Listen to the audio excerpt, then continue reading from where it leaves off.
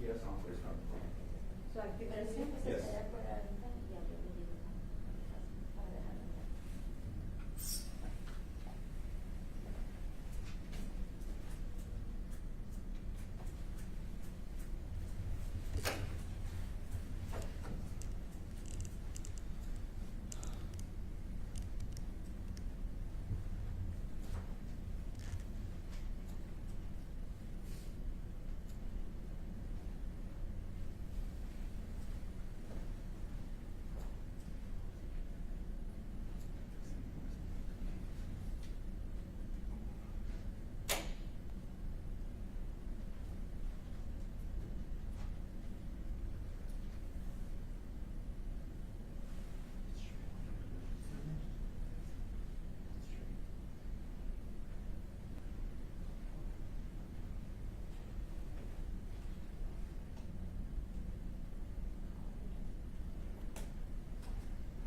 So depending on what time the press conference is over, if the guys upstairs are done, then y'all can catch the live football.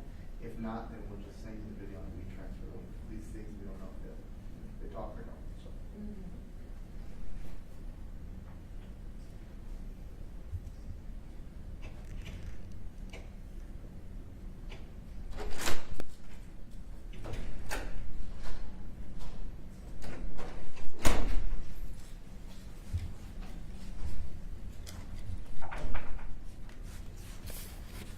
Good evening. Thank you all so much. Sorry about the delay, but it's been a very busy couple of days around here.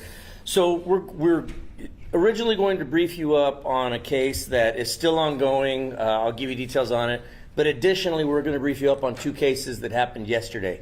All of these cases involve our Child Safe Unit, which is the Child Safe Unit is a group of detectives that specialize in child crimes.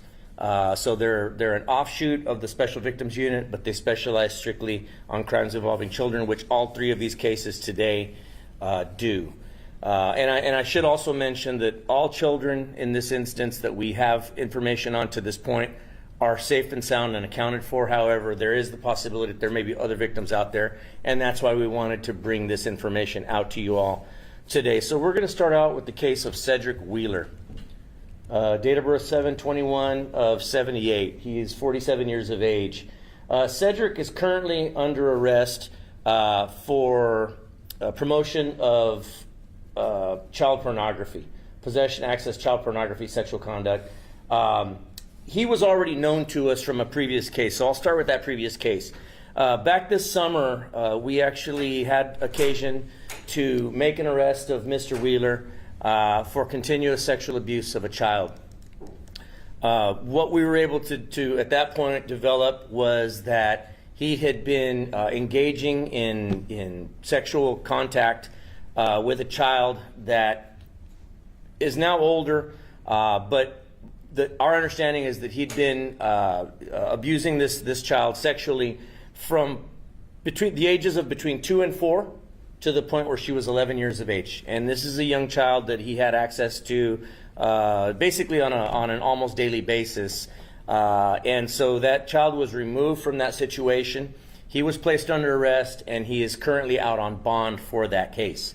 The reason that he's being rearrested is because here a couple days ago, we were actually contacted by an outside agency that had occasion to come into contact with Mr. Wheeler on a section of the dark web that an undercover officer from another agency had occasion to come into contact with him, and acting in a covert capacity actually began conversing with Wheeler. At that time, Wheeler exchanged photographs with this undercover officer, obviously thinking that this was a person that was like-minded, that had the same sexual interest in children, exchanged pornographic material of a child with this undercover officer, and this agency brought the information to us.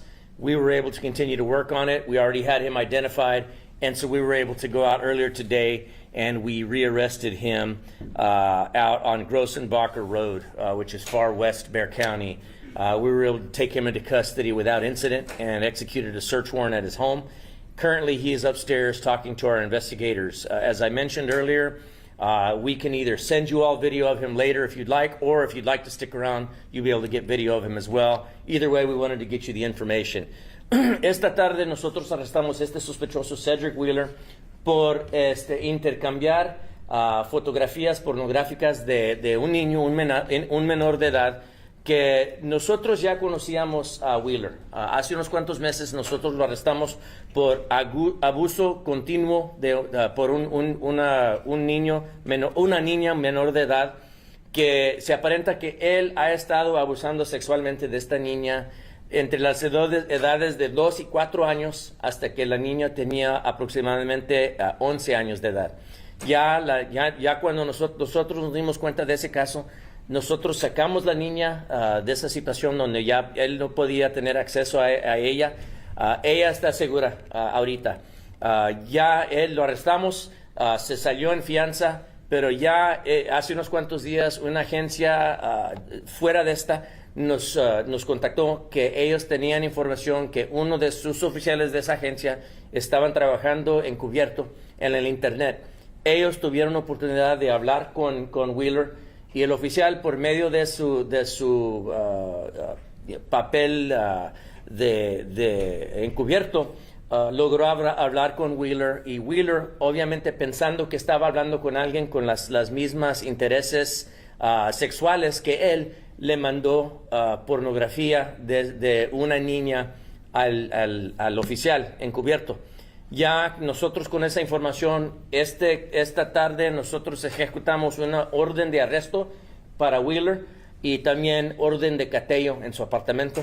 Ahorita estamos revisando la evidencia y ahorita están hablando con él arriba, pero él se va a enfrentar con este cargo nuevo, y pues ojalá vamos a ver qué más nos llega de este caso. Any questions on Wheeler before we move on to the next two Can you cases? explain the difference between the two charges? Sure.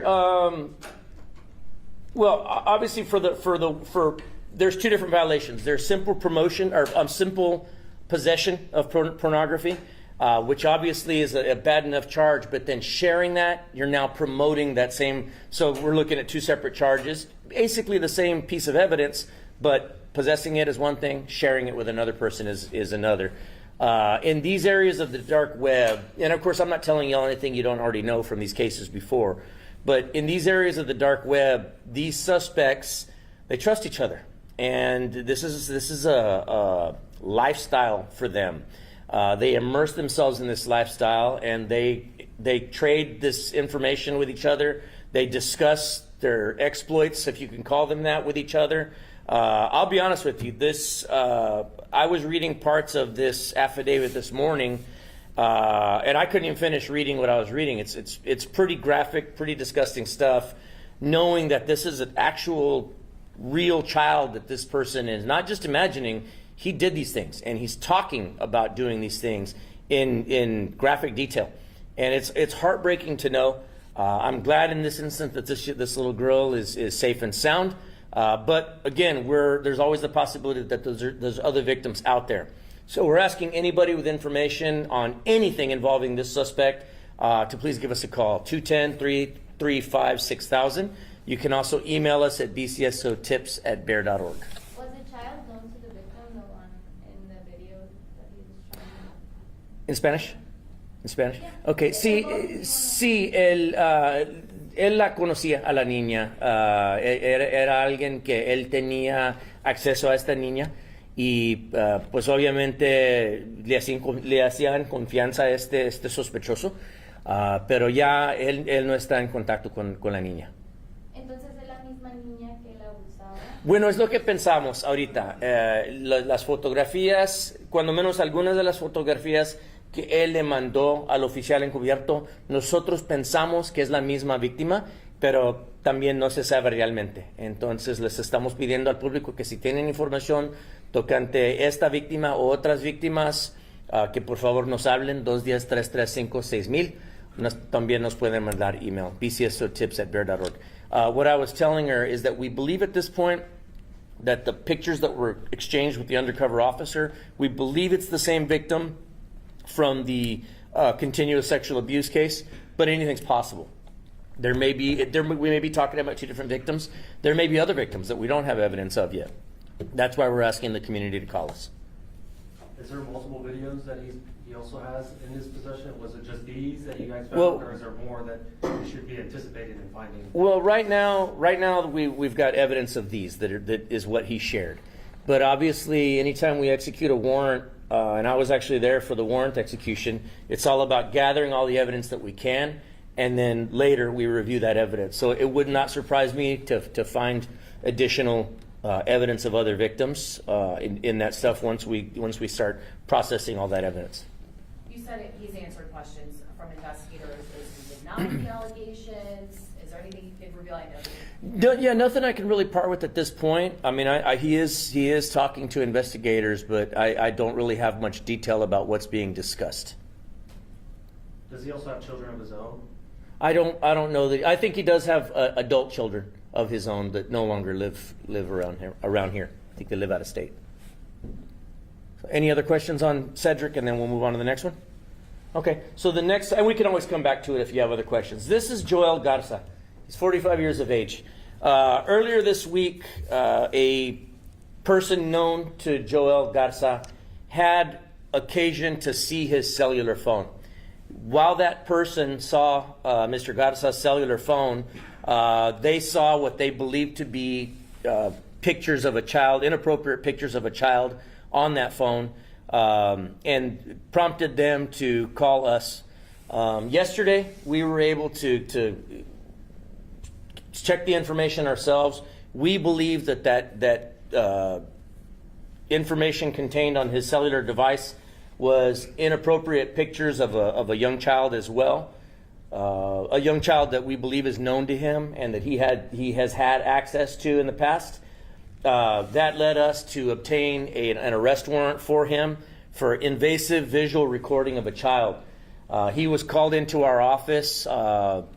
Obviously, we didn't tell him why he was coming down here. And during the course of a conversation with him, we placed him under arrest and took him across the street to South Tower to be booked for that invasive visual recording of the child. In this instance, we're super excited that the person that obtained this information didn't just confront him with it, didn't just delete the evidence. They notified authorities and let us take it from there. And obviously, we're well on our way to holding him accountable criminally for what he's done. That's probably most likely going to affect this child for the rest of their lives. Again, while at this point we just have information on that one child, it is possible there are other victims out there. Although we don't have evidence of that just yet, there may be other victims out there. So please, we'd like anybody to give us a call, 210-335-6000. You can also email us at bcsotips@bear.org. Ayer, Joel Garza fue arrestado por un caso de tomar video invasivo de una niña. Se aparenta que el día 9 de este mes, hace unos cuantos días, una persona conocida a Joel vio su teléfono celular de él y esta persona vio fotografías y video en su teléfono de él.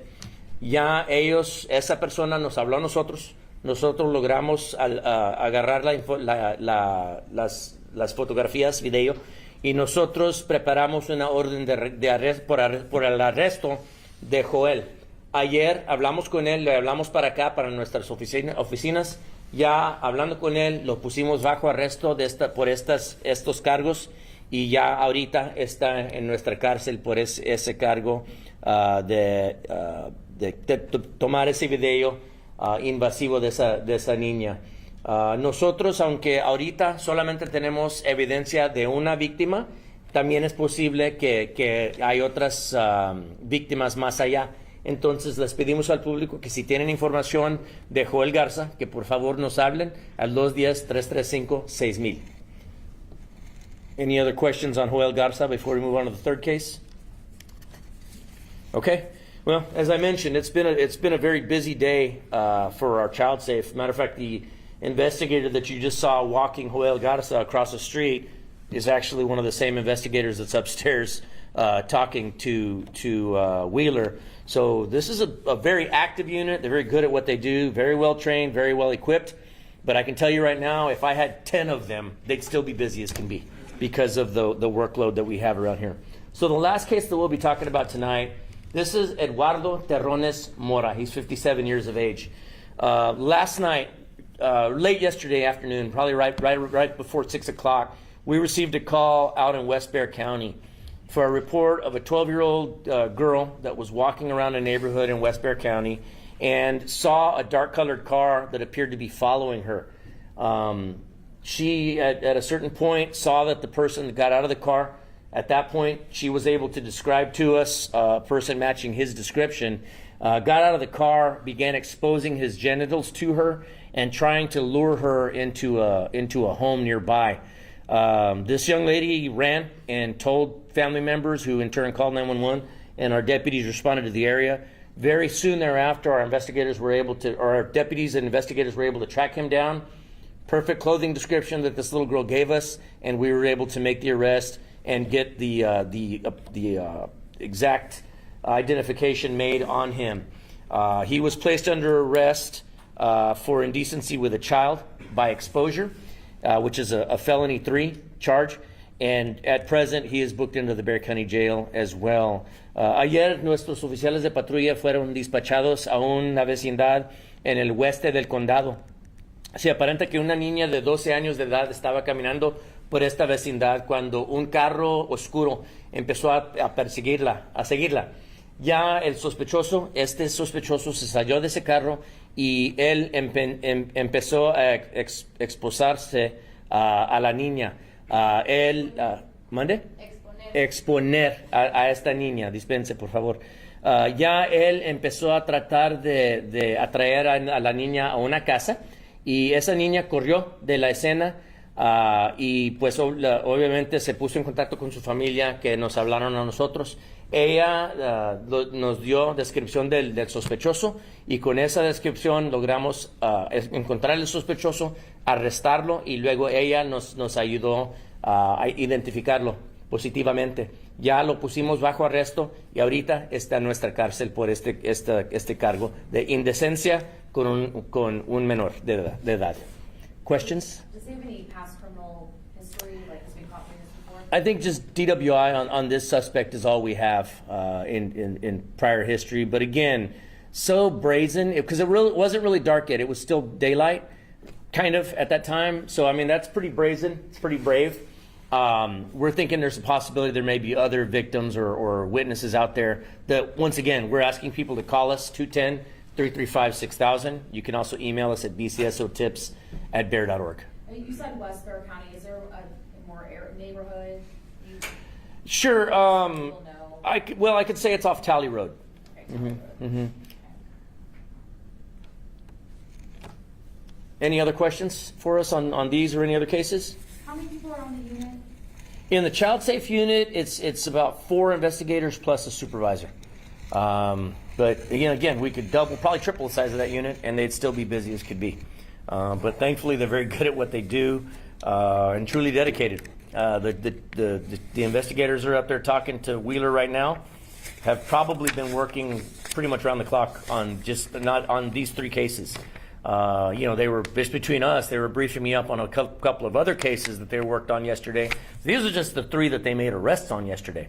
They've got other cases in the works that they haven't even gotten to the point where they're making arrests on those either. So, again, I'm thankful that we've got truly dedicated, not just deputies around here, but investigators and supervisors, of course.